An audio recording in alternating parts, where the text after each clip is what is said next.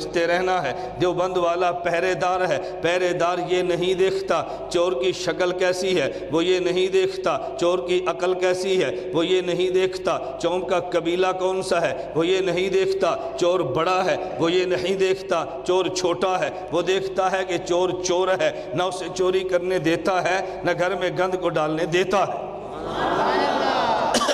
میں پہلی بات سمجھا رہا تھا، میں پہلی بات سمجھا رہا ہوں کہ دیوبند کیا ہے۔ آپ کو ایک بات سمجھ آئے تو پھر میں دوسری شروع کروں گا۔ پہلی بات کیا ہے کہ دیوبند، تو دیوبند کا نام ٹھیکیدار ہے یا پہرے دار؟ لوگ کہتے ہیں تم دین کے ٹھیکیدار ہو، لوگ کہتے ہیں نا تم مولوی دین کے ٹھیکیدار ہو۔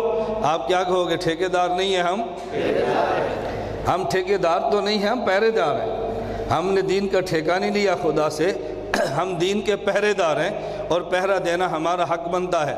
پہلی میں بات سمجھا رہا ہوں کہ دیوبند کیا ہے، دیوبند نے کام کیا کیا ہے۔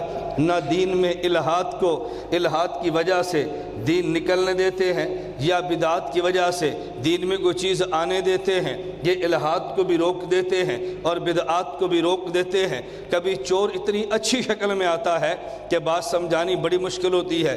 حضرت مفتی محمود نور اللہ مرقدہ، اللہ ان کی قبر پہ کروڑوں رحمتیں نازل فرمائے۔ میں نے اپنے کان سے یہ مفتی محمود رحمہ اللہ کا بیان سنا ہے، سامنے بیٹھ کر نہیں، کیسٹ میں، جو چناب نگر میں بیان کیا۔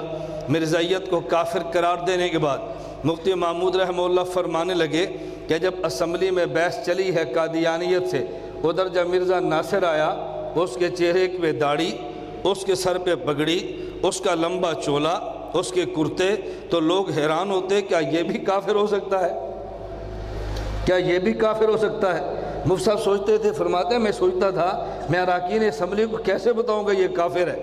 اس کی شکل کو دیکھ کر لوگ کہیں گے یہ تو شاید جنید بغدادی ہے، یہ شاید یقین کریں، شکل دیکھو، داڑھی بھی رکھی ہے، سر پہ پگڑی بھی باندھی ہے اور لمبا جبہ کبا کے ساتھ آیا ہے۔